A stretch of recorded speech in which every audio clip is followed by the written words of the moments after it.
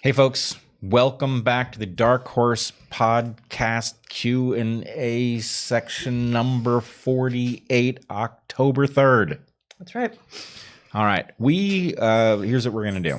We are going to answer questions submitted by you during the first hour, and then ones you submit now, as many as we can get to, and hopefully those answers will be true, and I'm just going to say it, I hope they're timeless. Timeless. Yeah, some of them won't be. Hi. Well, Wow. That's probably true. Yeah. So there were literally 14 questions that I really wanted to come back to from last episode. And if we did that, we'd get to almost done from this episode. So we're not going to get to all of them. We have talked in the past about coming back to with just, a couple of, we're just going to pick up questions that we've had before. 14 questions. That's 7 times 2, 7 being a biblically special number and 2 being the only even prime. I'm sorry. I guess I'm in that mood. I don't exactly know why. That's awesome. Okay, Let's do it. So I have cut it down to a mere 5, well, really 4 here. One of which was something that was asked of us last time, and we didn't have any answers, but you have a suggestion now. The question was, a while ago, some of us came up with a drinking game for the streams. If someone says something that can get them canceled, you drink. What do we call it? Pariah. They call the game Pariah. Awesome. All right. Okay, I think so. You could also call it witch, but I think Pariah is better. Witch? Witch.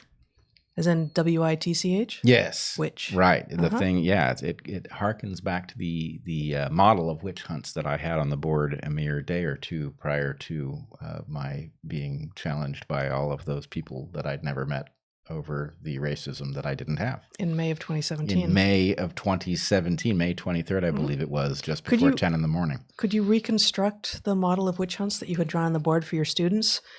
I think so. So presciently? I believe so. I believe it was a very small number of people will initiate a witch hunt. A substantial number of people will attend a witch hunt. A large number of people will stand silently by as the witch hunt progresses, and a tiny number of people will oppose.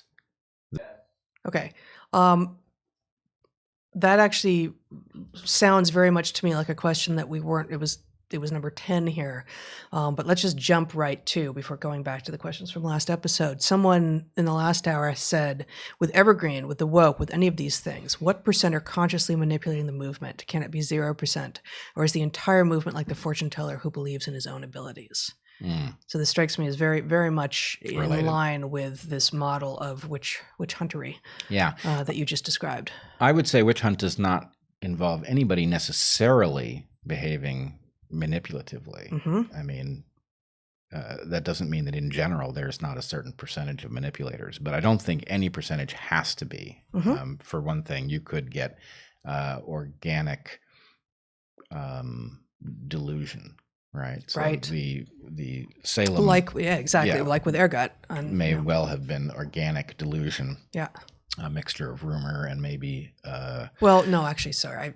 The proposed witches were imagined to have been suffering from having inhaled ergot, which is related to modern synthetic LSD. But is it also true that the townspeople who were on the witch hunt were imagined to be? I think so. Yeah. Okay, so it was a community-wide problem. I'm not saying you have ever done hallucinogens, but anybody who has done hallucinogens can imagine that you would be susceptible to imagining that others were engaged in magical sorcery based on the distortions that one gets in their perception. Absolutely. That could look like magic.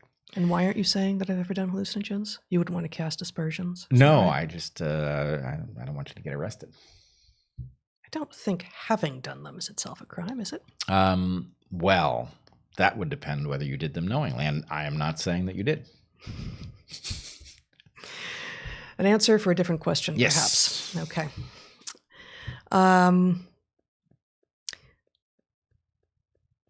No fan of Trump, but credit where it's due. His stance against critical race theory is emboldening. You admitted he's not a fascist. Could he be a temporary solution?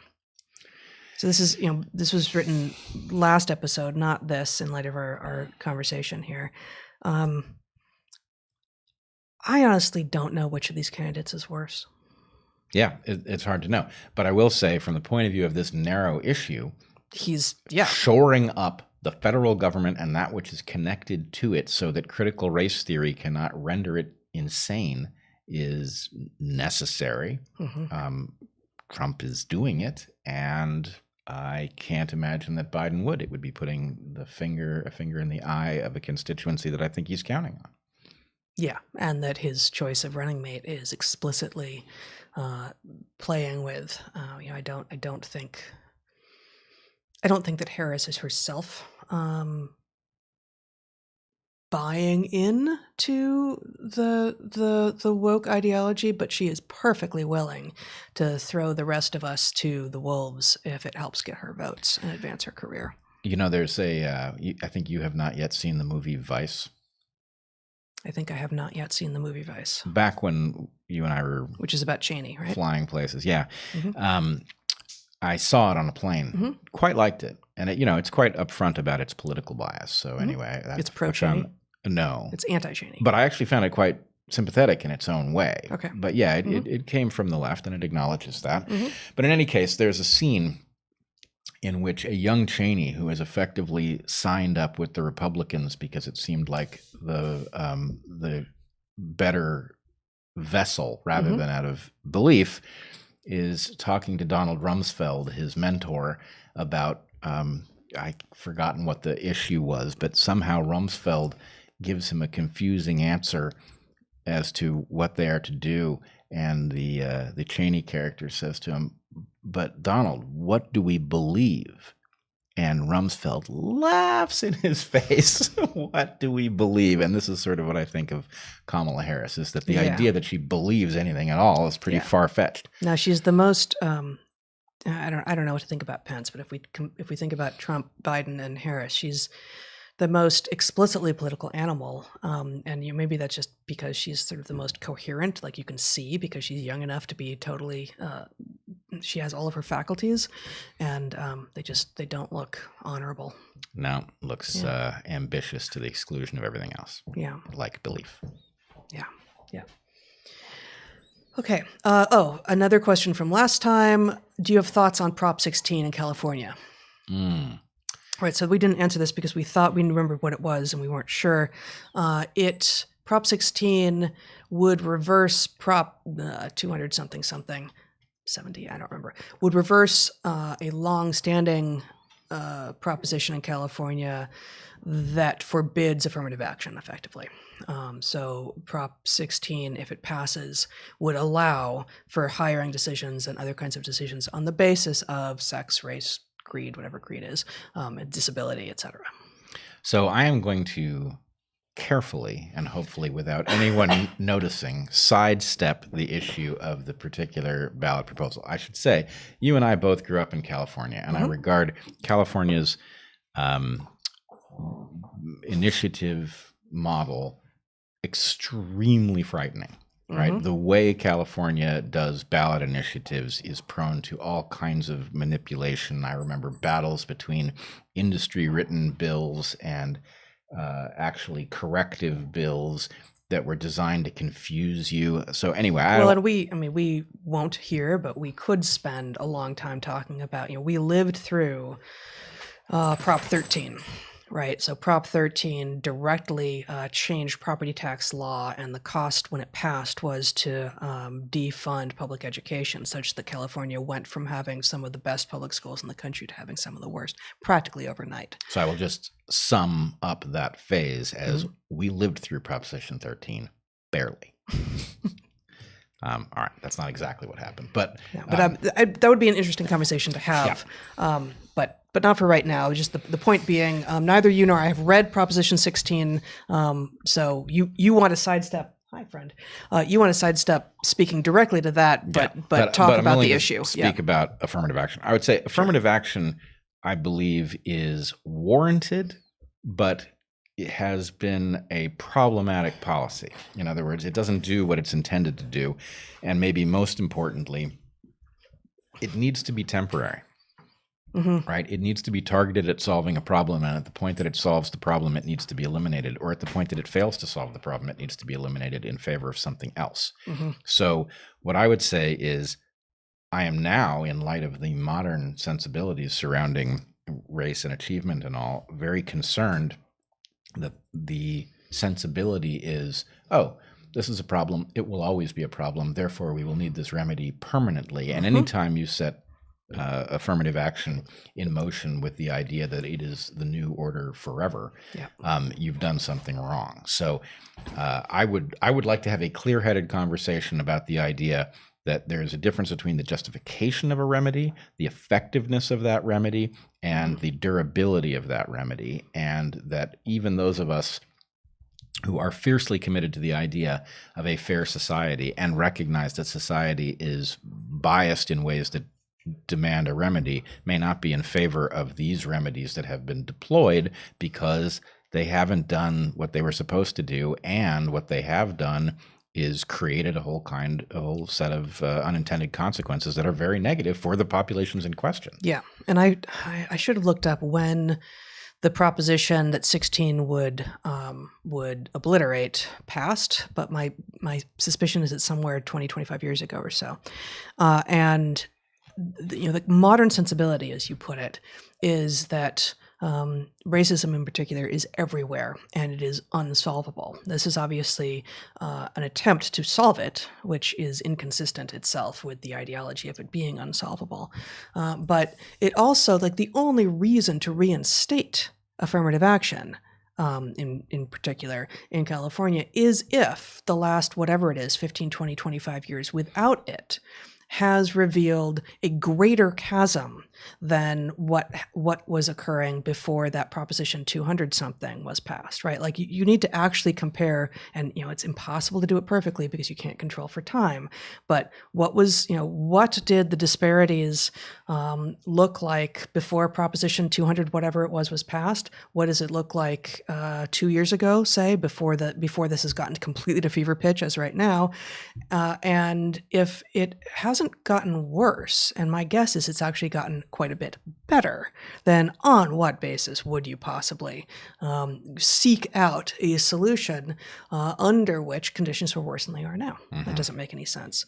And this isn't exactly affirmative action, but the kind of the, what did you call it, the modern predicament? Whatever this modern insanity is revealing itself. And this isn't, like I say, exactly affirmative action, but didn't San Francisco Mayor London Breed actually, and what an appropriate name here, actually decide that she was going to start paying Black women $1,000 for their pregnancies, but only Black women. I believe this is correct. Unbelievable. It's one unbelievable thing in a long list of unbelievable things, which tells us something about where we've ended up and how far we have fallen from the most basic principles that the Republic is founded on. Yeah. All right. So. Okay. Penultimate question from episode 47. What are the differences between the sperm that gets to fertilize the eggs from those that don't? Oh. How does this affect humans born from in vitro fertilization? Totally. The sperm that fertilized the egg, those are winners.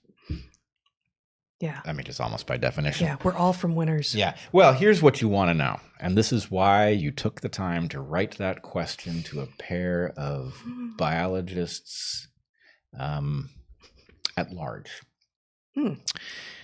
The phenotype of the sperm, that is to say, its physical nature in the world, is the result of the genotype of the individual that produced it, not the particular subset of genes that it carries. I believe that remains the conclusion of the study that has been done on this. Really? So to put that into slightly less biologically dense language, what you just said, and I did not know this to be true, what you are claiming is true, is that all of the sperm from a single individual will have the same phenotype?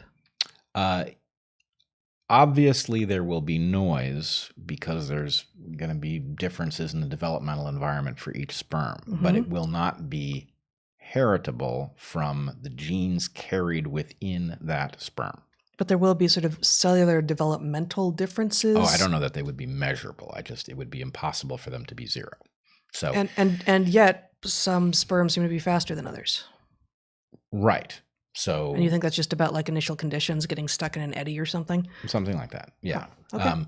So, I mean, you can imagine, for one thing, literal path dependence, right. And the exhaustion of some sperm based on whatever energy reserves they had would leave them swimming slower at the point you chose to measure them. You got me envisioning salmon. Right, which are bigger. A bit. Yes. Multicellular too. Yeah. I mean, this is just the among beginning other of differences. Among other differences, yes. Jokes suggest themselves, but I'm not going to make any of them. Not here. Not now. Here. Not ever. Really? Well, I think you will. We will find out. Yes, we will. They might not, though. No, they will not. But yes, so my understanding, and this is, I don't know this. I know it from study with Bob Trivers back in college. So it's possible something has upended this result, or that there's more nuance to it.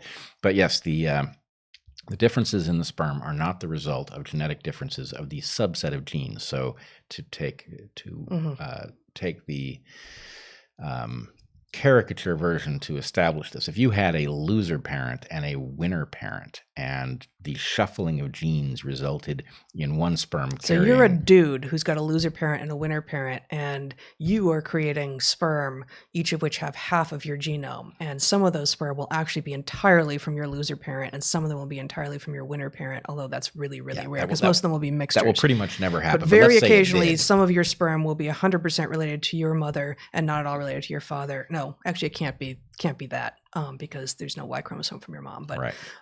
But very occasionally, you will get sperm almost entirely from one parent or from the other. Same with eggs. Yeah. Yeah. Actually, I want to go back and check. So the sperm will be X-bearing or Y-bearing, 50-50. Right. Barring unusual stuff. So a sperm could be 100% from the guy who made its dad's genome, but it could not be 100% from the guy who made its mom's genome. No.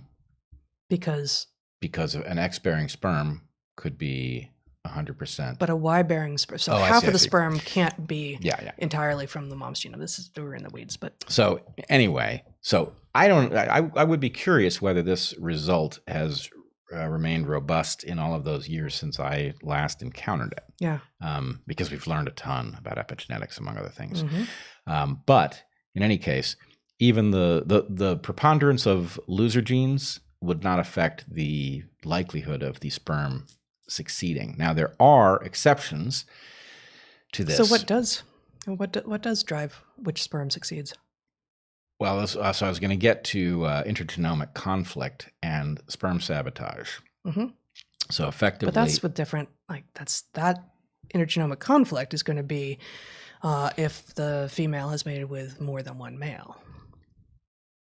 Or no, you're talking about egg versus sperm. I'm talking about things like T haplotype in mice.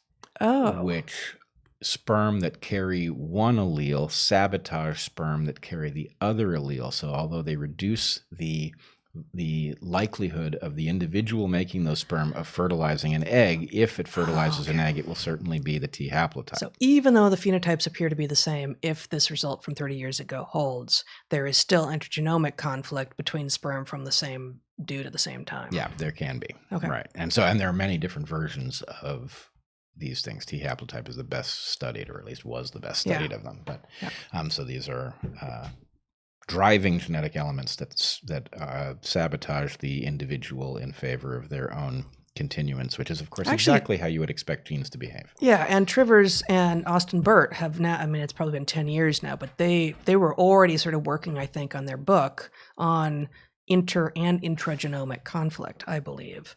And that's out now, so we could probably look at that to see what is up to date here.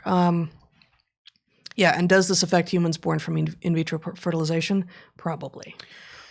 Well, in vitro fertilization... I don't really know the mechanism of IVF. So the mechanism of IVF, the primary one, is just basically the physical introduction of sperm genome into an egg. So with a needle.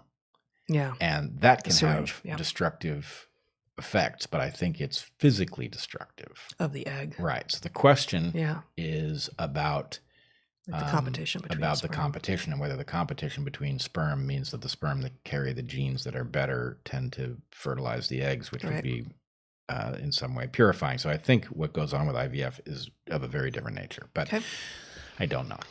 Okay, final question from last time. Would you rather fight one horse-sized duck or 100 duck-sized horses? Wait. Would I rather fight one duck-sized One horse? horse-sized duck or 100 duck-sized horses? I'm good either way. Really? Oh, yeah. That's cheating. You can't say that. All right. Then I would rather fight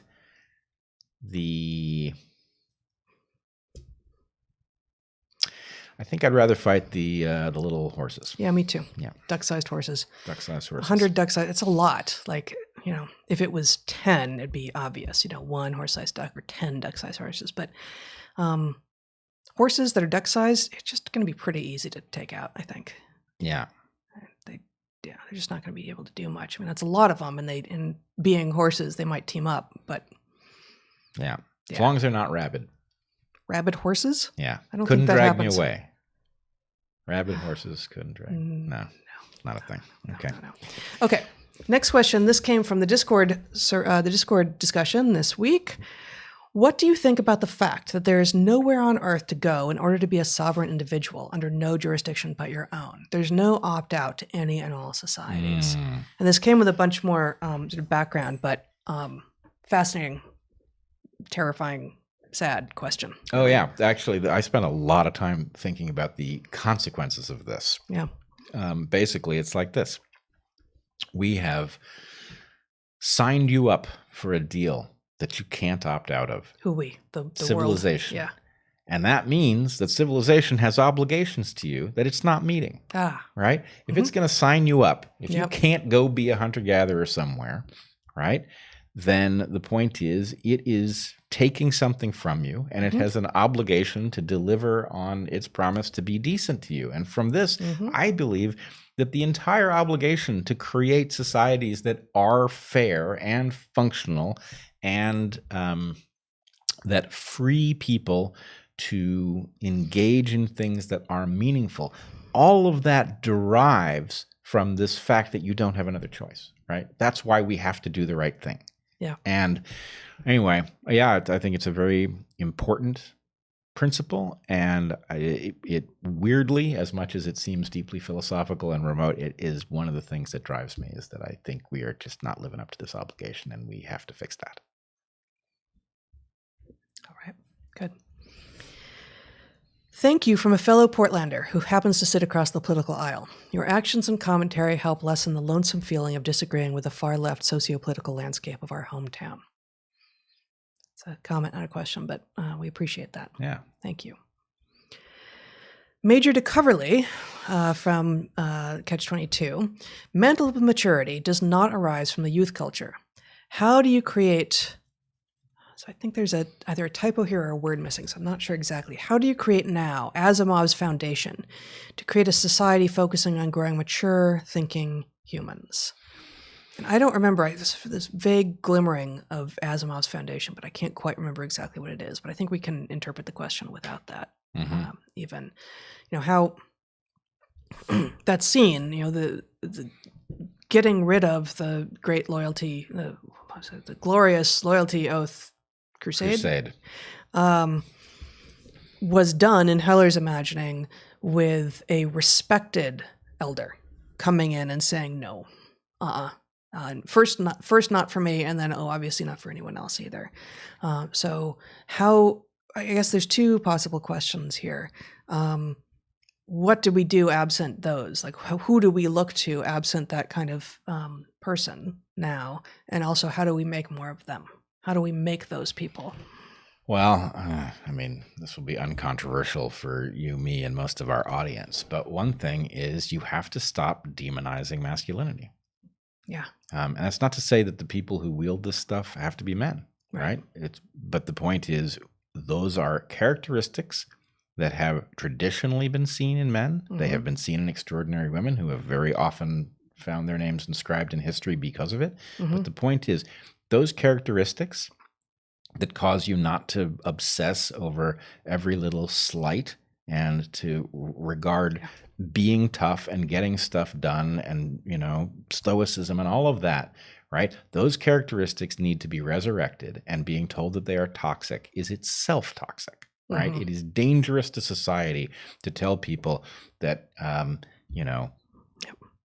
bucking up and getting the job done is no longer on the menu, because what we need to do is, all come into work and immediately cry on each other's shoulders. No, right? That just doesn't work. And so how you do that in this era, where to even voice that runs the risk of, you being portrayed as callous, worse, toxic. Toxic, Right? yeah. That's the thing we have to get around, is you've got to cultivate that stuff in yourself, right? You got to toughen yourself up, and you got to not be shy about talking to your kids and others about the fact that these are actually not only desirable characteristics, but it is necessary. Not everybody has to have them, but you need tough people. Yeah. And to those adults who do oversee large swaths of employees, for instance, like, all parents should be inculcating this in their children, regardless of the sex of their children. But if you are an employer who has, runs Spotify, and the employees are threatening to walk out if they don't start censoring some of Joe Rogan's podcasts, or J.K. Rowling's publisher, whose employees are threatening to walk out if they don't censor her, or Google, whose employees won with the James Damore memo, which didn't say what a lot of people thought it said, and which did say a lot of very true things. And not only did the employees manage to get, make a coup happen, but what was less well reported was afterwards a bunch of them took sick days because they were too emotional to come to work. Now, come on. Why would you let the people who are too emotional to work drive policy? Don't let people who are too emotional to work drive policy. That's not sane. Right. That's not sane. And we saw, actually, one of the few examples of the proper response to this by the head of Coinbase. Oh, I don't think I know the story. Week. So this is a CEO who put out a thing that says, look, we care about injustice, but that's not what Coinbase is. Coinbase is about something, and we are not going to be able to accomplish it if what we are doing is coming to work for the purposes of therapy. And so his point was, look, leave that stuff at home, right? And he's taken a tremendous amount of crap for it. Yeah, I bet. But here's the thing. Can anybody really doubt that in a world, the woke will try to stamp that example out, because in order for them not to lose, there have to be no examples of companies that do that. Otherwise, what you will get is the hegemony of those who have resisted. We've been saying this from the beginning. If you've got engineering schools that are woke and other engineering schools that aren't woke, then ultimately the ones that aren't woke will be in charge of everything, because they will make better bridges and buildings and all of that other stuff. And so their stuff is less likely to fail. Right. And so the point is, get out of yourself long enough to recognize that whatever thing you're trying to fix with your hard coding of your morality, you're making it fragile with respect to all the things it's in competition with. Well, most of these people advocating for these things have never made anything real, and they wouldn't recognize the difference between a real thing and a socially constructed thing, clearly, but based on the fact that they keep on making ludicrous claims like biological sex isn't real and math isn't real, and they clearly just have long since lost the plot. Yeah. And why are we listening to them? Why is anyone caving to them? Well, unfortunately, the answer is pretty simple and pretty mundane, right? First of all, I do think, it's uncomfortable to say, but a lot of the people who are initiating this are people who intuit that they will not be well served by meritocracy. They won't be winners, right? And I don't think this is necessarily on them. I think society has served them very badly. And so the fact that they perceive that in a meritocracy they will lose, and so they are fighting meritocracy because actually that's the route for them to wellness, that's something we have to deal with. But once they have articulated that position, and once they are exerting it in a muscular fashion, then the game theory for the individual who wants to dodge the penalty is to simply embrace it, which causes it to grow and spread. So it's like those two things are sufficient to explain it. So two things. By you invoking a muscular fashion for the woke, you caused a cognitive dissonance in my brain that I'm just having a hard time escaping from. Most of the individuals don't appear to be very muscular, it turns out. Yes, the threat is muscular. Yes, no, I know what you meant. Okay. I just I got the visual image, muscular phenotype. I'm like, that's not what the woke is. No. Are you making the claim, which is pretty audacious if you are, but I just want to see if I heard you right, that many of the people arguing against effectively Enlightenment values, which includes the idea of meritocracy, which is not to say that we think that we have a perfect meritocracy or even that it can be perfectly obtained in a democratic system, but that we can aspire to it. But are you saying that you think that those who are arguing against it are doing so in part because they would not win in a fair meritocracy, that they are somehow, they have through maybe fault of their own, maybe no fault of their own, through some combination of factors into which they were born and handed, that they would not be winning and therefore are trying to create a new kind of system? Yes, but it's important to get all of the pieces of that and then to add one. So the pieces are all the pieces that I just laid out, or no? Yes. Okay. What I don't want to be lost is, everybody who's over in that left cabal is a loser. My point is, those who would argue against meritocracy itself, I believe, have intuited that it would not serve them, and therefore they have very little to lose in challenging the idea that it could even work, right? Mm-hmm. But the other part I want to make sure is heard by people is, to the extent that you have large numbers of people who cannot compete in a meritocracy, that is not necessarily their fault. In fact, It largely is unlikely to be their fault. It's the result of a system that decided to drug them for profit, decided to miseducate them so as to create cogs to operate machines that don't even exist anymore.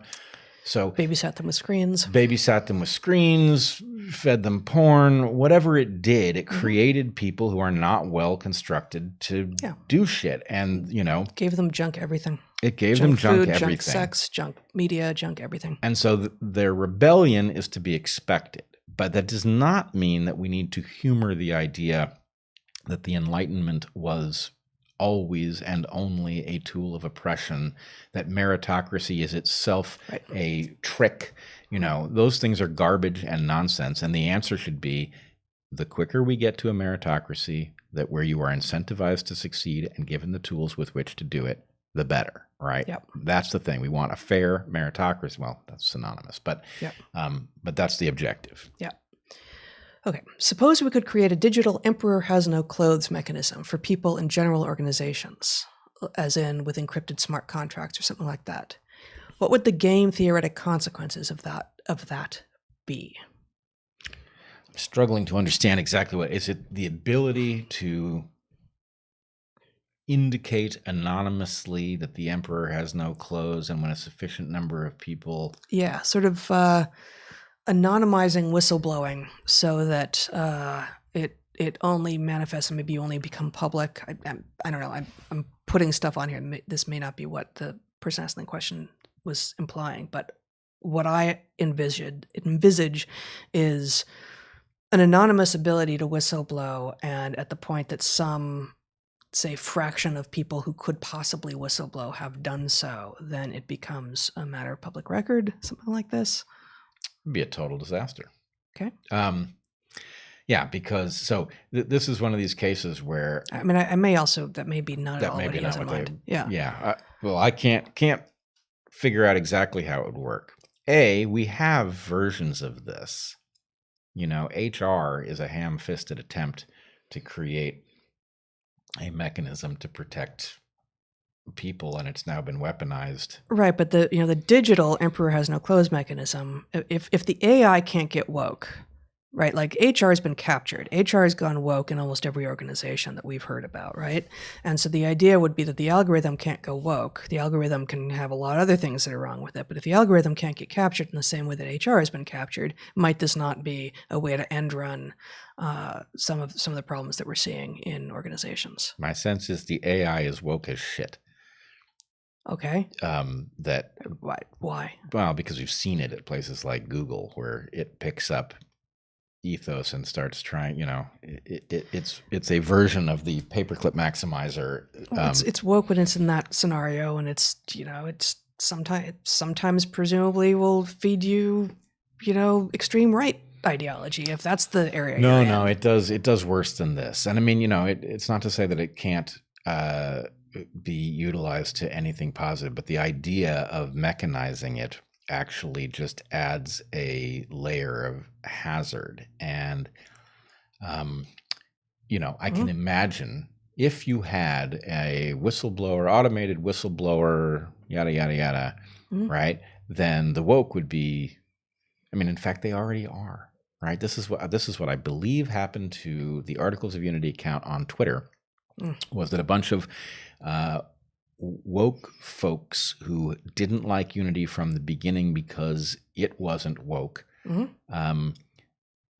they reported to Twitter, triggering an algorithmic process that sidelined the account, that then resulted in some person with discretion on the inside using the excuse. So there's social media has its own kind of problem because you can game the social feedback thing. But even, absent that kind of feedback, because why would you build that into such a mechanism as is being asked here? You still ultimately need the human with discretion. And so you're still dealing with a human with discretion who is receiving the outputs of the AI, and that will always have a potential flaw. So we should be getting through more of these. I see you forming some ironic thing to say. I'm remembering that the movie War Games starts with them removing the people with discretion, thinking they were solving a problem, and then creating a new problem, which I think is likely.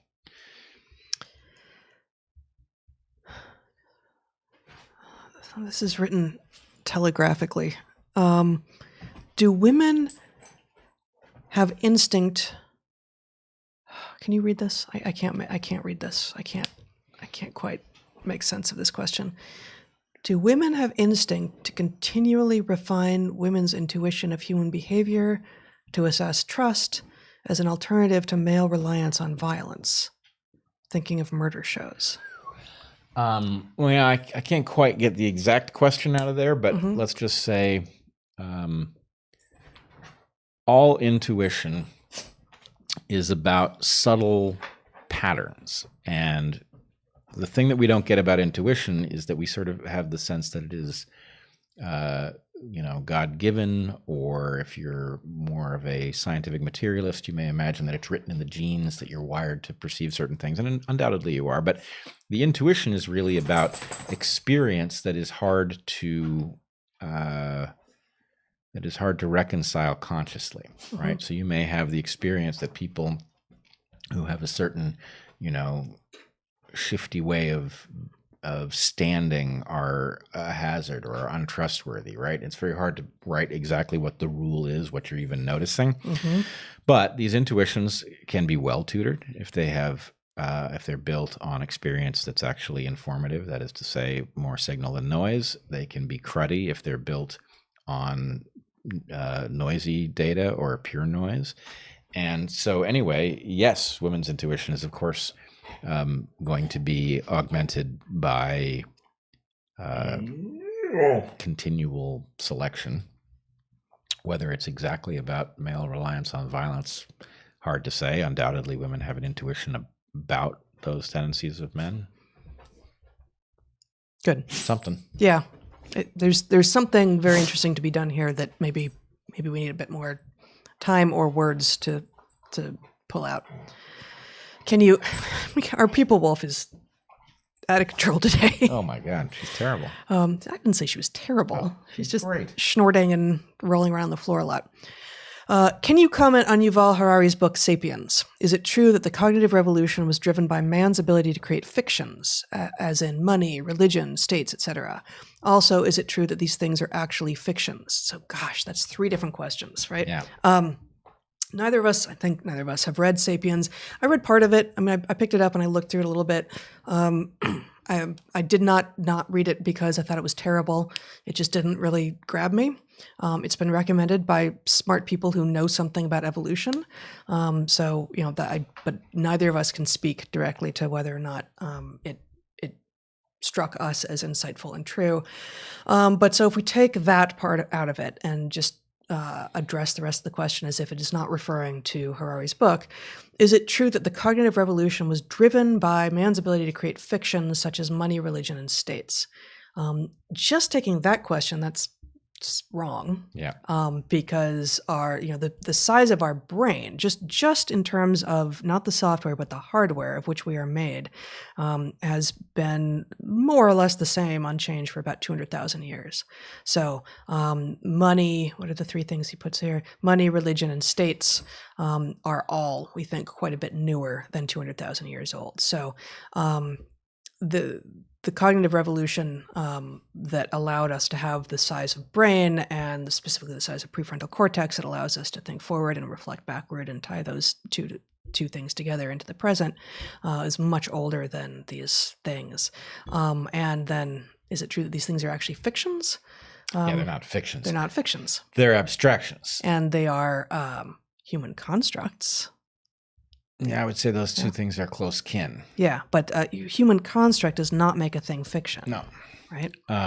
So, what we've said elsewhere, what came from Dick Alexander on this front was that it was an arms race between humans, at the point that humans become their most prominent hostile force, their own most prominent hostile force. That arms race sets up the increase in cognition. What does that mean? It means that cognition was largely built around things like understanding the state of mind of your competitor or your enemy in order to model their behavior and either parasitize it or challenge it. So anyway, that's a pretty good model. Is that unrelated to what you have called fictions and what we would maybe revise to abstractions? It's not unrelated, right? Your competitor's mindset is an abstraction to you. Right. Mm-hmm. And it can be better or worse. And does that capacity to generate the abstract model of your competitor's mindset ultimately result in your ability to abstract value to currency from barter? Yeah, it probably does. So it's related, but probably not causal in the way that you lay out here. And I guess just one more thing about that. The way that you just built up the analysis, it clearly originates, or there's something sort of more fundamental than money, religion, states, which is theory of mind. Imagining what your competitor's mental state is, and recognizing that it is not inherently the same as your own, which is something that I think it's like 2-year-old baby humans can begin to do. Well, that's not even unique to humans. So we know that, for instance, dolphins have theory of mind in some circumstances. Elephants do. Baboons, terrific book, Baboon Metaphysics, by Cheney and Seyfarth, explores in some depth all the ways that baboons appear to have theory of mind. It can really recognize the ways in which what one baboon may feel and desire and understand to be true can also recognize that a baboon sitting across the way understands other things to be true and desires different things. So, if it's, and baboons and we share a most recent common ancestor that must go back, boy, I'm going to be completely making this up, but at least 20 million years, I would say. If we share a most recent common ancestor with chimps and bonobos at 6 million years ago, the other apes probably 10, 12, are basically baboons or old world monkeys. And so that's got to be at least 20 million years ago, I think. They're old world monkeys and old school monkeys. Oh, they're definitely old school. Yeah, absolutely. Wrapped on the knuckles all the time. OG monkeys, really. OG? Yeah. Original gangster monkeys. Oh. Got it. Yep. Okay. Is there an adaptive use to something like bullying? Also, what's up with male pattern baldness? Ouch. Is that an attack? Why? Yeah. Why does that persist when it seems to be a handicap? So that is 2 questions. Yeah. Maybe we'll do one of them since we want to get through more of these. Which one do you want to take on? Male pattern baldness or bullying? Bullying. Okay. By the way, this is real. If I have male pattern baldness, it's 100 years behind schedule. Yeah. Trans men begin to experience male pattern baldness, which suggests that it is a direct effect mechanistically of testosterone. Yeah. Yeah. Okay, so bullying. First of all, this is part of bullying may be the pathological version of something for which I think actually in this case we maybe do have non-pathological names for the things that are short of it, but one wants to be very careful. If you take all of the things that could be portrayed as bullying out of the schoolyard, you will get fragile, snowflakey kids. Yep. Right? If you want to create robust adults that can endure stuff, then they need to be exposed to stuff, including not so nice colleagues giving them a hard time on the playground. And so bullying toughens you up. And the fact is, you're probably better off being toughened up by the kid in your schoolyard who's maybe a little rough around the edges than you are being pampered through school and then getting out into the real world and running into somebody who really has, no stake in your well-being in an iterated sense going forward. So I'm going to name drop just a little bit here. I was actually just in a conversation, I don't think you know this, while editing the childhood chapter. I was either the childhood or the school chapter of our book. And I had made a claim. I'd written something. I'd made a claim about bullies having very short-term success, but long-term being, losing power in the scenario, in those situations where bullies are allowed to persist, and that the children themselves, hopefully in mixed age groups, are allowed to basically do the business on their own without having adults come in and inform them of who's the boss and who's not. And I realized that I had this in my head, but I didn't have a reference for it and I couldn't find one. So I approached Lenore Skenazy, our friend, who is the founder of, among other things, Let Grow. She became famous many years ago as the nation's worst mom, I think, when she allowed her then 9-year-old maybe to ride the New York subway. And of course, she is very much not the nation's worst mom. In fact, she's probably one of the best. And she has become quite an advocate for free play and unstructured play and unsupervised play in children. And I asked her, and she said, I don't know, but Peter Gray, who is a researcher on play, not just in American children, specifically in the Sudbury schools, which have a lot of unstructured play with mixed age groups, but also in hunter-gatherer children.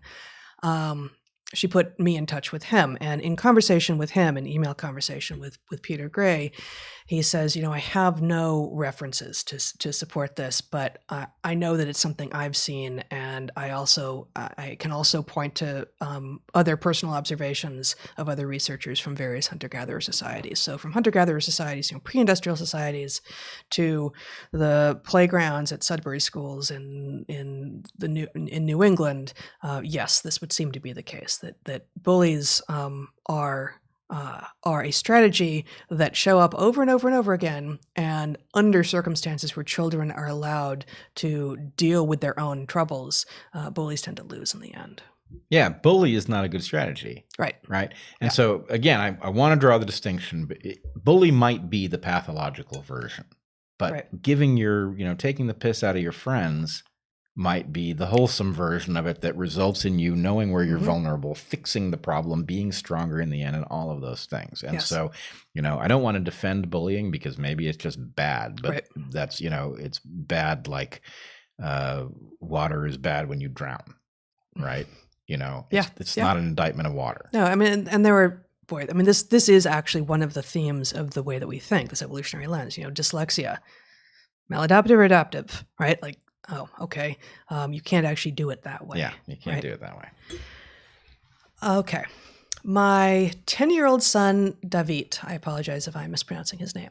My 10-year-old son, David, wants to know, the egg the first chicken is born in, is it really a chicken egg or an egg of a pre-chicken? Ooh. If the latter, then chicken came first, not the egg. We love your voice of sanity. Stay safe. Yeah, you've resurrected the chicken and egg problem, which was neatly solved. Well, it resurrects it only really if you add a little semantic thing to the question, which came first, the chicken or the chicken egg? Yeah. Right. And so that, that's not, in fact, the question as it usually is asked. And maybe that's what they're trying to ask. But really, which came first, the chicken or the egg? Clearly the egg, because eggs predate chickens. Which came first, the chicken or the chicken egg, which is what this question resurrects, perhaps. What do you think? Well, I mean, look, let's put it this way. I am not a fan of sophistry, but were you to get involved in sophistry, were you to take it up maybe as a hobby, you could make an argument that the chicken came first because the egg shell goes on after the chicken egg is fertilized. Little known fact. And therefore, if the chicken is synonymous with the zygote, then the chicken shell came second. Again, that's pure sophistry. Okay, you want to play at sophistry? Yeah, I do. Yeah. Okay. So, in what universe is that how we play at sophistry? Do we begin our questions with "in what universe"? In what universe? No, that's a good start. That was threatening. Yeah. In what universe do you imagine that the egg and the egg shell are synonymous? Whoa! I know. In what? Well, in this universe. Oh. Sweetheart. No.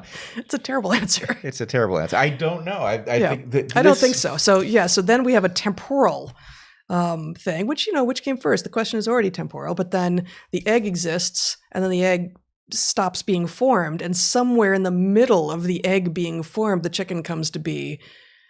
Oh, it depends. It depends on what the definition of is at some level. Yes, this is why I dislike sophistry as a mode of analysis. Mm-hmm. Yes. Did you know that the sophists were paid tutors? No, I didn't. They were paid tutors. They were paid to be pain in the asses. Yes, pains exactly. in the asses. Pains in the ass. Depends on how many people paid them. How many asses you've got. Yeah. Yeah. All right. In a debate, Dyson, a preacher, called Jordan Peterson a mean old white man and an upholder of patriarchy. Then he invited Jordan Peterson to a black church. If absence of religion creates a void for wokeness to fill, what do you make of this? Love you both. The very short answer is that nothing Dyson did in that well-known debate looked like honorable Christianity or religiosity to me. And I say that with no Christianity or religiosity to me, but nothing in the teachings of Jesus suggests that calling someone a mean old white man or an upholder of patriarchy has anything to do with. That's just inconsistent with what the New Testament is trying to inform people of as a way to behave. Yeah. So, I think Dyson, whatever his name is, Eric Michael maybe, is just a hypocrite, and he's not an upstanding religious person as he would appear to be if he's inviting Peterson to a black church. Or if he is, he's got work to do. He's not getting it right. Okay. Yeah. And for one thing, I mean, we can say Jordan's a friend. He's not a mean old white guy. No. He's a bit traditional in some ways that we're different, but also not an upholder of patriarchy. Not an upholder of patriarchy. And in fact, he's a fan of the ways in which we are different, right? So he's, sort of rooting for that difference to be dealt with responsibly. And so anyway, he's a cool guy. He feels other people's tribulations intensely, which is not something that a mean old white guy does. Right. He's somebody who cares a great deal, and it has been very costly to him. So in any case, yes, I would say Dyson missed it by one mechanism or another. Yeah. Your dog is almost under your chair there, so just be aware. You've stated men and women need to renegotiate terms. I agree specifically in regards to child rearing. What would be the ideal arrangement for parents to feel fulfilled at home and work? Both part-time, every other day? ? Boy, it's going to depend on all of the particulars. Yeah. Right? We were in a really lucky position when our kids were tiny because we both had full-time jobs that allowed such flexibility, and we had on-campus childcare that allowed us to do part-time, such that we could, really both be co-parenting in every regard, with the exception of the anatomically mandated stuff. Yep. Which is to say, once they're born, just breastfeeding. Yeah, and we had almost zero commute. We lived walking distance from work and the kids' daycare. And biking distance, And we biked with the kids to daycare, dropped them off.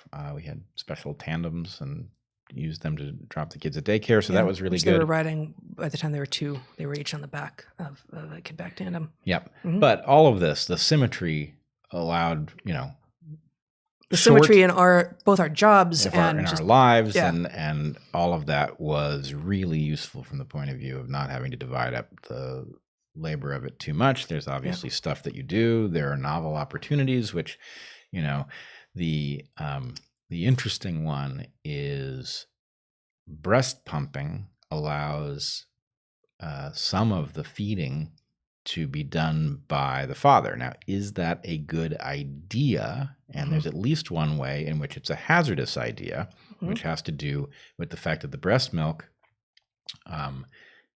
has circadian messages in it.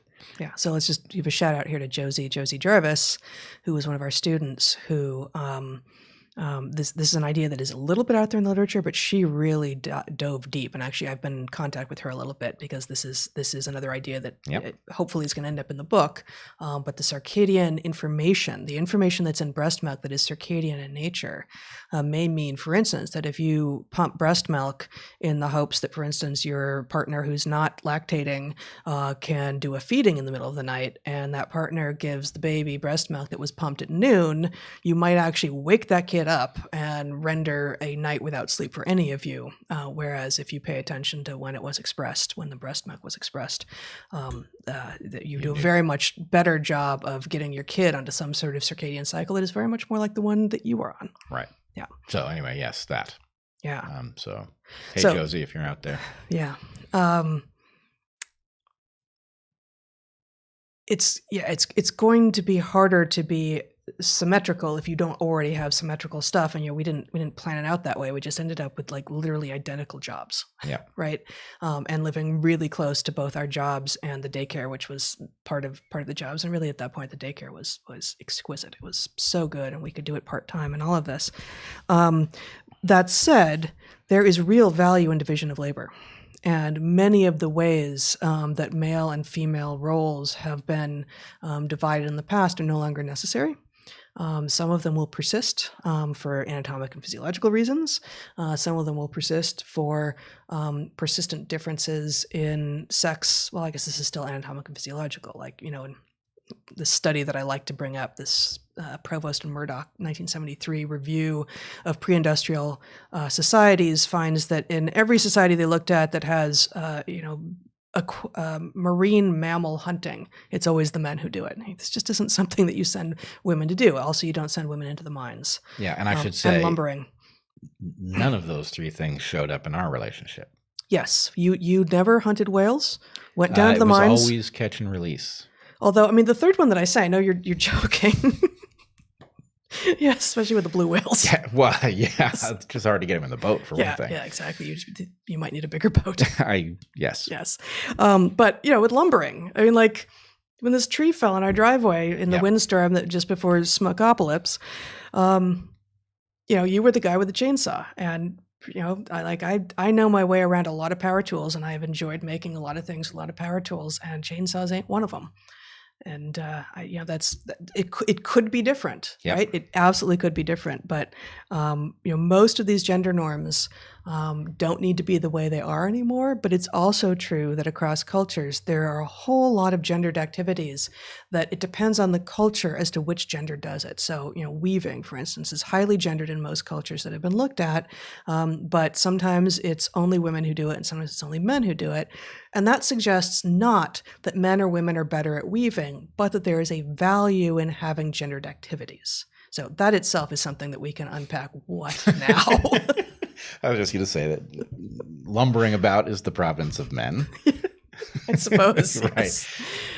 And weaving can be either, depending on the alcohol. Women do not weave well enough alone. Oh, wow. Oh, that's where we're going. I don't know. Yeah. Right. So yeah, obviously we can talk about this for a long time, but maybe we'll stop there for now. Zach, how long are we at? You are at about 50 minutes. 50. Okay. Well, we are going to stop there okay. Sorry. We're not going to stop. We are going to move to this hour's super chat questions. Okay. I am a public school teacher being told that I must return to in-person school in 2 weeks. I am in multiple high-risk categories. If you were in my shoes, would you return to work or quit? Quitting halfway through my contract may affect future employment. Oh my God. Yeah. Boy, I mean, it depends not just on your risk from COVID, but your financial risk from not working and potentially not being able to get more work. Yep. Well, Boy. I would say you want to think very carefully about, unfortunately, the problem is at the beginning, you're liable. We don't know where you're writing from, but, No. If you were in LA, then you might be able to use open windows and fans or something. Yep. To reduce your risk a great deal, in conjunction with a good mask. Yeah. You could do something like that. Yeah. So there's not only is the answer going to be different depending on both your risk from COVID and your financial risk, but also geography. So that's just a third thing here in a column of things to think about. Go on. Yeah. So anyway, what I would say is, we can't really help you with the analysis fully because you do have these two competing things and we don't know anything about one of them. Yeah. But you can, within whatever risk is coming to you from your environment, do an awful lot to protect yourself and reduce the likelihood of your getting sick. And if you do get sick, reduce the likelihood that it is severe. So I would say, yeah. So viral load being an indicator, a good predictor of both, whether or not you get sick. So exposure to the amount of virus to which you are exposed is a good predictor of both whether you get sick or not, and if you do get sick, how sick you get. Both of those things. And the other thing I would say that's a very big one is vitamin D, right? So outdoor exposure to the sun, you can also supplement vitamin D, but vitamin D appears to be one of the most protective things that you can have available to you. Matt Ridley just did a good piece on this. Oh, yeah? Yeah, and his point was nobody's pushing vitamin D because there's no profit in it. Yeah. But always. But I mean, I feel you like can't. Yeah, it doesn't mean you can't. And I got to say, I feel like actually, given the market economy that we live in, a number of companies could be pushing that as part of their advertising. While you were on your Patreon call this morning, I was out stand-up paddleboarding on the Willamette. And it was a cool, cloudy day, but it's still just completely gorgeous. I saw 2 kingfishers fighting over the water.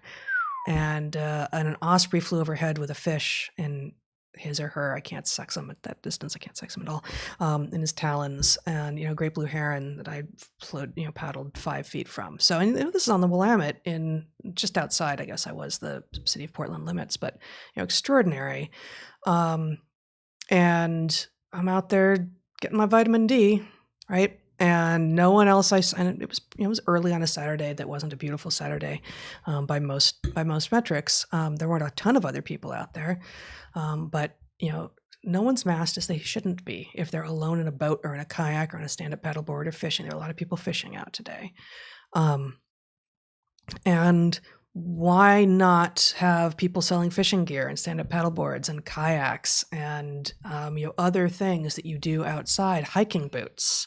Why doesn't REI, why don't a lot of these places that actually their business model is about getting outside and being outside, they could start to do this. That would be both a public service and it would help their bottom line. So I fully agree with that we ought to be heavily emphasizing those things which are protective, which oftentimes you should be doing anyway. Yeah. But yesterday I was at a UPS store. I needed to get something notarized and there was a line. And I was in there and the line was inside. It was inside. And even though it was 74 degrees outside. Well, they had the door open. Yeah. But anyway, as I'm standing there in line and the line is moving very slowly, I'm thinking about this model about, okay, has anybody sick been here? Did they stand in line for a long time exhaling? Is this room full up with high viral load, in which case, it's not like you get it instantly, but it means that if you continue to breathe it, eventually you do. And so anyway, I made an arrangement with the guy I was in line in front of that I was going to go stand outside as long as I was waiting, right? That was not perfectly straightforward thing to negotiate, but the Mhm. point is you've got a good model, then you can look at the situation and you Mm-hmm. can say, okay, what can I do here to drop my risk to Mhm. a level that I can accept it? And I'm just curious, I don't know which UPS store you were at, but would it have been possible for them to have the line outside the store? they could have, Yeah. yes, and we should want them to do exactly that. Now, 100%. Like, give it they're- another the- month and that won't make sense. Right. So if there's no awnings, it might be pouring, and in a lot of parts of the country, it would just be too cold, Yeah. potentially. But I feel like I would always prefer Sure. to be outside than inside in a enclosed space where you don't know who's been sick. And from the at point this of view point. of the employees, it makes a ton of sense to have all of that Yeah. exhaling done outside the building where Absolutely. it dissipates naturally rather than accumulating there. One sick person could get every employee sick. So Yeah. Okay, next question. Thank you for helping put the unity in humanity. that's a stretch at Yeah. the spelling level, but you're welcome. Well, he found the letters in there. They're even in the right order. That's cool. Yeah. Given okay, so this one, we were told might have been asked a little oddly just because there's struggling with character limits. So let me see if I can figure it out. Maybe you can help me. Okay, so it's basically, this is a question about negative assortative mating. So let me just give a little background first on, in evolutionary biology, we talk about assortative mating, in which mate choice is based on particular characteristics, and positive assortative mating is not a value judgment. It suggests that, okay, if I have blonde hair, which I don't, positive assortative mating for that character would be me looking for a mate with blonde hair, whereas negative assortative mating would be me looking for a trait with the opposite valence. So for dark hair. So with that framework of positive versus negative assortative mating, this person is basically asked why women in particular, more often than men, are more likely to engage in negative assortative mating across race. And if that is true, so first we have this observation that's a claim. If that observation is true, given that alleles are interested in furthering themselves, why would you ever have negative assortative mating? Well, this is a great question. Yeah. So again, I don't know if the pattern is right. Yeah. But you have to factor in lots of. Oh, hold on. Just the final question here was: are they looking for immunological enhancement for offspring? That's a possible explanation for why, if the observation is true, it might be true. So, possibly, but not necessarily. So I would say, look, first of all, there's a general category of something called hybrid vigor. Right. And I would say hybrid vigor, in the narrow sense, if you take two purebred dogs, they're liable to have pathologies. Purebred dogs often do. If you breed them together, their offspring get the benefit of genetic diversity From different breeds. Right. Mm-hmm. Right. That's what I mean. Mm-hmm. So. It's same thing over with cats, right? Pure breeds often have particular problems that they reliably have, whereas you get what you have dubbed the epic tabby sub breed, which tabbies are mutts at one level. They're not exactly mutts, although when they have the white and the tabby with them, they're pretty muddy. And boy, have we had a number of these epic tabbies that are just extraordinary in terms of their. It's going to sound like we're just bragging about our cats, but like a couple of cats with this particular phenotype that are extraordinary cognitively. Yeah, they do seem to be a little too clever for their own good sometimes. But in any case, the hybrid vigor thing, I think, arises a lot because of the deficits of purebreds rather than because mixing is always good. In fact, yes, there's inbreeding depression, there's deficits from breeding too close to home, and there are costs from breeding too far, and then purebreds have some hybrid vigor when you mix them. So the distinction you're making is it might be just avoidance of cost, not adding unknown benefit. Well, in the case of humans, I'm going to make the argument that probably this has very little to do with genes. Hybrid that, vigor does. Right. Well, Oh, no. Well, yes. hybrid vigor can Mhm. work in terms of culture also. Yes. And I would say many of the students that we saw that showed the most extreme potential were actually hybrids, right? And my sense is that this cross-cultural, so they had parents from different places. from different places, Yeah. right? And the sense was actually you got some of the wisdom from two different cultures rather than getting 2 doses of wisdom from one culture, something like that. But in this case, you may even have an economic phenomenon, right? So the question is, we are all in competition with other, assuming we are straight, we are in competition with other members of our sex Mhm. for mates, and people mate with the highest quality person that they can wrangle, right? Superficially speaking. The quality of the person you can wrangle may have a lot to do with what the incentives are in the population from which you're wrangling. And it may be that women they get a better deal from males from a different population. So in other words, it's like, I hate to talk in these terms. I don't really hate to talk in these terms. I don't really think there's anything so terrible about being clear about this, but I know that Right. it will freak people out. But the question is, look, you've got some goods. In which market are they worth the most? And in which market are they worth the most in a currency that you value, right? So it may be... Don't play around in markets that you don't care about. Like, Right. why do that? But, so the question, like, put yourself in the mindset of, like a woman. I Right? think I can do that. Yeah, it shouldn't be too much of a stretch for you. Mhm. So put yourself in the mindset of a woman. Maybe the value is in having a really devoted mate who's going to invest very heavily rather than a mate who's, only kind of paying attention and with which you have a lot of freedom, right? Those are 2 different value sets. And Mhm. the point is, well, where would you find, the highest quality mate with what you bring to the table? Yeah, true. It's a stretch to me to then jump to you're more likely to find that with via negative assortative mating for phenotypic characters. Unclear to me. Okay.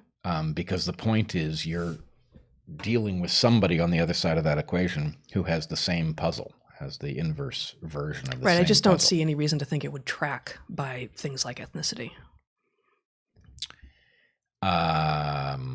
Track. It's not necessarily the ethnicity. It might be the, let's say that you are of the dominant population. Mm-hmm.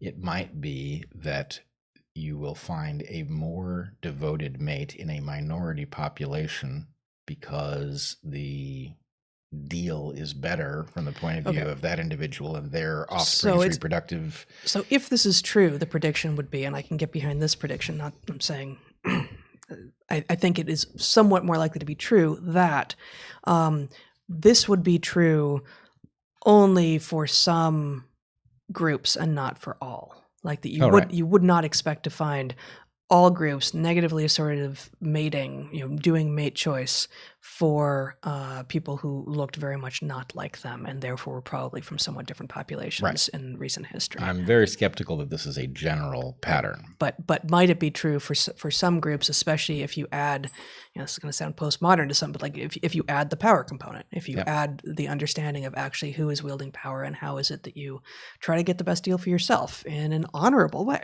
Right? Yep. Humans have 23 chromosome pairs. This is true. I believe, the militant moderate writes, that chromosome pair number 2 has been found to be a combination of 2 ape pairs, since other great apes have 24 pairs. So I'm going to keep on stepping out to add editorial comment. It's true that at least chimps have 24 pairs. I have never seen an analysis of which we think might have either been lost or fused in humans. So that is a claim that is being made here. But the part that we are 100% sure of is humans have 23, at least chimps, and I think bonobos as well have 24. Therefore, something happened there. Do we know of other pairs of species in which chromosomes have fused? I believe that is not so uncommon. I think there's still a lot of mystery about how chromosome number changes in animals. In plants, this is relatively common. Ploidy events. Well, but so I was just going to say, ploidy events is different from a change in the haploid or the diploid number, right? So ploidy events to me tends to mean a doubling, tripling, octupling, whatever of the entire genome. So that's what's going on so much with frogs, with their crazy, congeners can be tetraploid versus regular ploid, whatever that would be. But adding and dropping chromosomes, I don't even know exactly what we call that. I guess it's still a ploidy event, but it seems less clear to call it that. If you double the ploidy number, you create a liberty to fuse something. So in other words, initially what you have is just a simple doubling, but downstream of that event, descendants that have inherited the doubled number can alter something without interfering with the original genetic complement. Yeah, but just like I'm saying, that's a very different set of circumstances than, for instance, great apes. At least some great apes have 24 chromosomes. We have 23. There was presumably no doubling event that then got us back to less than. In this case, even if it was 24 to 26, I think there's some great ape that has maybe 26. I was talking about. So what I said was that in animals, there is still a great deal of mystery about how these things work, I believe. Yes. In plants, there's much less mystery because these ploidy events happen regularly. Okay. And so, anyway, there's just a simple mechanism. Yes. Plants are also less susceptible. There's more room to take a structure and radically alter it without disrupting the fundamental nature of the plant itself. All of their cells tend to remain pluripotent, if not totipotent. They don't have segregated germ lines. They're just, it's all different. Exactly. It's all different with plants. plants. It doesn't work that way with elephants. Not so much. Not so much. Yeah. So I don't know a particular answer to this. And I think one of the things that you can read from our answer is neither of us is up on the most recent thinking on this, but what we do believe is that there is still a lot that is unknown, and therefore probably some of what we think we currently know won't turn out to be true. Yep. You were at about an hour and 9. Okay, I'm going to get through a few more of these since we just started with this second one. Is it possible that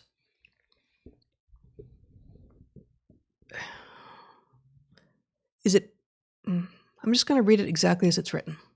Is possible that you have left yourself vulnerable after today's podcast if in the future you contract COVID? What? Oh, that if we contract COVID after talking about how to avoid COVID, that we will be mocked by our enemies or something? Oh, maybe that's what it's asking. I mean, this has been the case from the beginning because we talked about COVID and our understanding of it, and we might get it.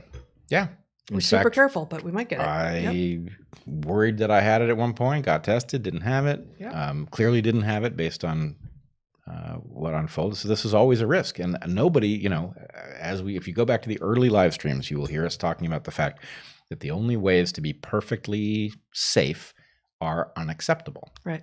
The level of isolation is too high, so you're accepting some level of risk, and managing it is a question that involves you having to set a threshold. But we could get it, and I really dread it because the even low symptomatic cases seem to come with a lot of damage, and there's a lot of uncertainty about what it means going forward. So definitely to be avoided.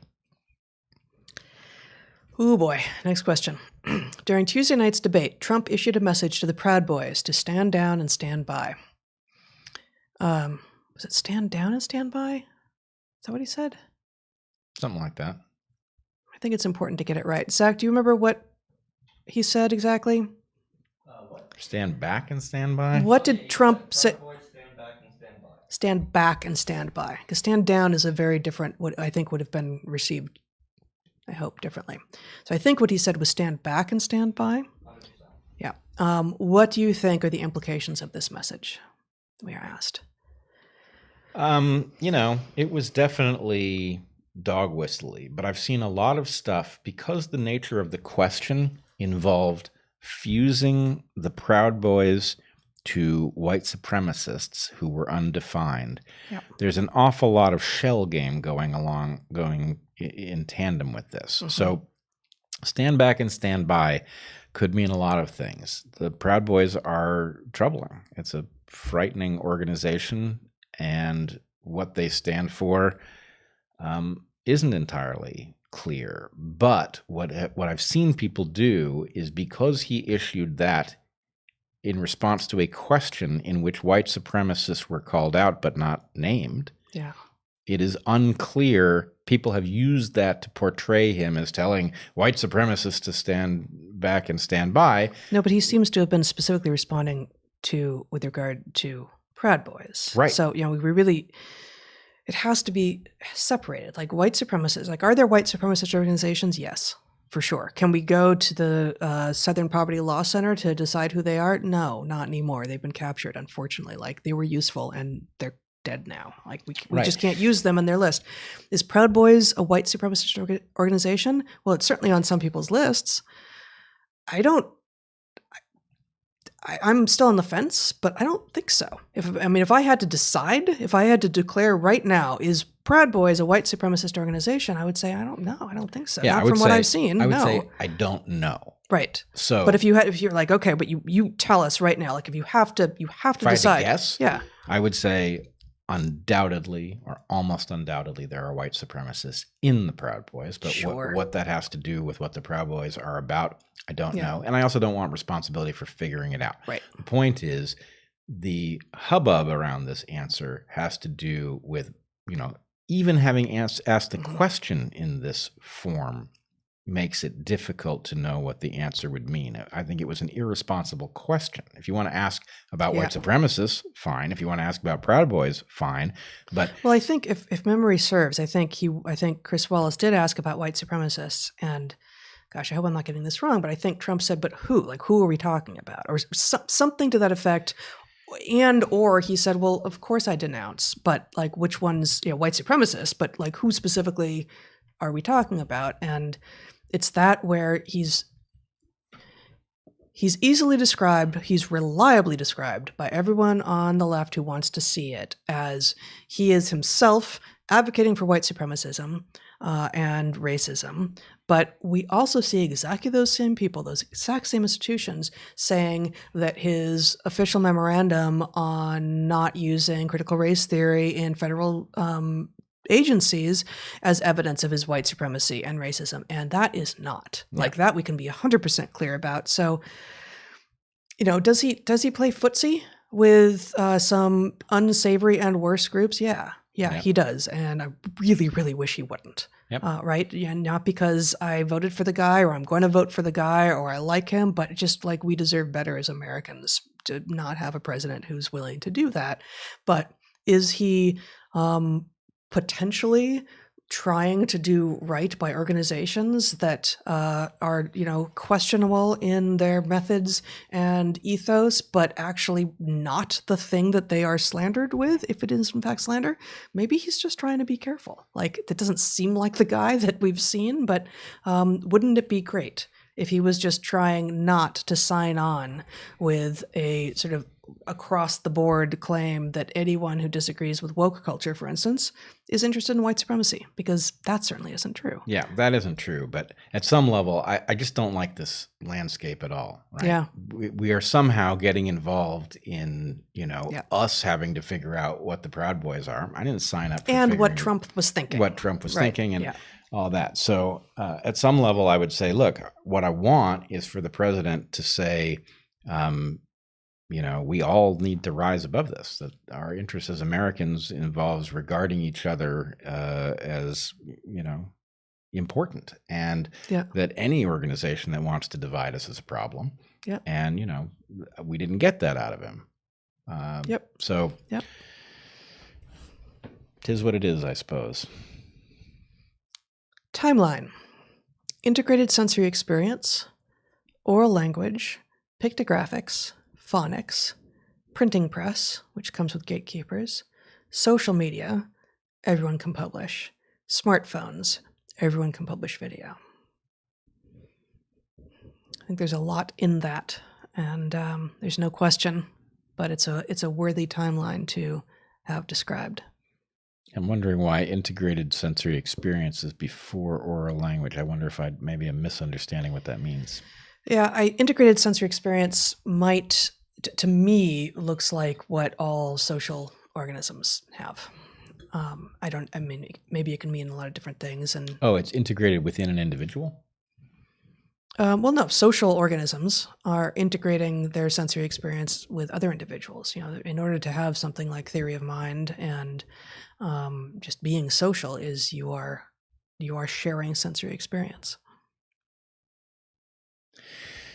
I'm just not buying that we know that. That we know what? That the fact that an animal is social Mhm. means that it is sharing sensory experience. So Because I social don't know if this doesn't is social doesn't interesting, but- inherently mean that you have theory of mind. It just means that you're interacting with other members of your species. Yeah. So if you're interacting with other members of your species, how are you doing it except with your senses? Well, okay, but integrated sensory experience. I mean, it's not a term. I think it needs more. We either need to define it, and it's not a term that we've Are ever bees seen before. integrating sensory experience? We need to define it first. I don't Okay. think this is an interesting game to play without defining the term, and it's not a term that exists in our landscape. So I'm sure there's something real there. So I took it as one thing, you took it as something else. Okay. Could be the person writing the question took it as something else entirely. But regardless, you have some kind of shared sensory experience, and then oral language, then pictographics, meaning like cave drawings, right? Phonics. What is? I'm not sure what phonics is then. Printing press, which has gatekeepers, social media, in which everyone can publish, and then smartphones, when everyone can publish video. So at one level, this strikes me as alluding to this analysis by Walter Ong in a book, 50s, 60s, 70s, I can't remember which, called Orality and Literacy, in which he is arguing that oral cultures without a written language, and he at that point called them pre-literate, and increasingly anthropologists would like us to call them non-literate because they aren't inherently going to literacy nor aspiring to literacy, but sort of oral exclusive cultures have very different ways of being and understanding the world than literate cultures do. And Walter Ong began to ask whether or not we might have a return to oral ways of thinking, even back in I don't remember if it was 50s, 60s, 70s, but specifically with the advent of social media, people began saying, okay, actually, this begins to look like, even though it's in text, that the ways that we are communicating now are much more like oral societies did. And it's confusing to us because we have an entire societal framework based on a literate understanding, a literate society understanding. And I won't say much more than that right now, but we might come back to it because it's actually pretty fascinating. Done? Yep. Okay. A company called Elysium, created by bio-PhDs, sells NAD+ supplements that promote a healthy aging process and activate sirtuins and health. Truth or BS? I feel like we got this question before. Yeah. Look, if you have a deficiency, there's a lot to be said for a supplement. If you don't have a deficiency, it's very hard to enhance the functioning of the organism beyond what selection does. Yeah. There are places this might not be right, but they're going to be the exception. I can't speak to it directly, but I'm skeptical. Yeah, and the idea that every human has a deficiency that could be fixed by a supplement suggests a pretty radical misunderstanding of evolution. Because if it could be fixed that way, why didn't selection fix it? Yeah, I mean, So unless it's a novelty issue, like vitamin D. Either a novelty issue or a pathology of some sort, largely, broadly speaking, that affects some number of people, but not all people. Okay, let's do 2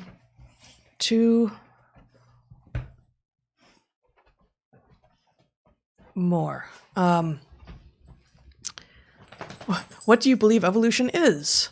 Is it a force of nature, a simple algorithm encoded in the data of life, or perhaps a mathematical function like a chaotic attractor or other emergent phenomenon? Keep up the good work. And this is from Chop Resident. Chop Resident. The Chop House. Yeah. The answer to that is that we've talked about this a little bit before. There are 4 parameters that cause a pattern to become common in the universe. They have to do with either reproduction or the tendency to come into being, the tendency to be self-similar, the tendency to stick around once created, and the tendency to accumulate limited materials. That's selection, and it creates every pattern that is non-biotic. You get into a biotic milieu, you add one thing to it, which is heredity. Then you get adaptation. And when we say evolution, typically we mean adaptation. And the answer is this is an automatic, it is in some sense a nearly tautological consequence of preconditions that will result in patterns becoming more common, and then those features that cause increases in commonality accumulating through adaptation. Excellent. Would you accept the 3-word definition, descent with modification? Well, if we're being literal about what we think the question asker means. What do you believe evolution is? Right. And I understand what they've asked, but Yeah. the problem is evolution, which does not involve anything interesting as its product. It is simply genetic change within a population over time.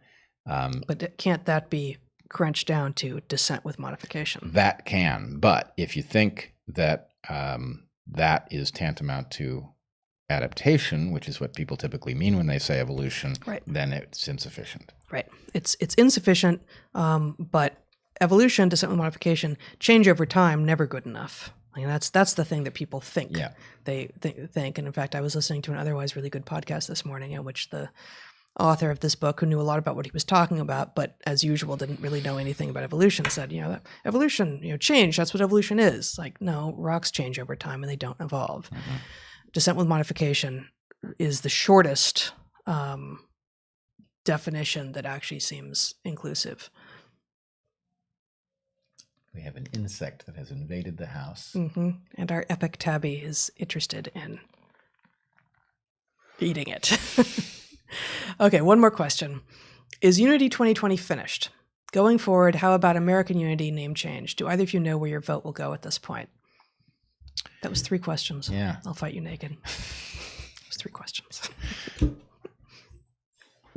It says that? Okay. No, that's Oh, that's the. Mhm. I thought that threw me. All right. So, is Unity 2020 This is finished? exactly what this person has been hoping for all Right. along. Unity Yep. 2020 is suspended. It could be unsuspended if crazy events caused it to be viable again. And we have gotten a crazy event that has not yet created the opportunity for Unity 2020, but depending upon how things unfold, it could. So, no, it's not finished. Unity itself, the Unity movement, is certainly not finished. And, there is a question Do you about... want to say anything about that? About Unity, not Unity 2020 going forward? Yes, well, I can say that we are taking steps to build an organization. We have so far done everything without money, and that has been good in one way, but it's obviously limiting in another way. So we are realizing that with more time, we will need to build an entity that is capable of taking donations and using them well. So anyway, we're in the process of building that. And, there's no question that there needs to be a unity movement, and it needs to bring to an end this cycle of polarization that's putting the Republic in so much jeopardy. So whether there's an opportunity in 2020, we don't know, but going forward, there better be, because we need it. That's right. All right. Well, I think we've reached the end of episode 48 Q&A. We encourage you to like this video, subscribe to the channel, join us at one or both of our Patreons for access to private Q&A, Discord, long-form conversations with Bret, and some other goodies there. We will be back probably next Saturday. For the time being, we're going to be doing this once a week, hopefully with Bret adding a non-live DarkHorse podcast on the regular. We might move the once a week to a weekday so that we can free our weekends to be with our children and not just our animals. And anything else? No, I think that about does it. It's been fun. We will see you next Saturday. All right. Be well.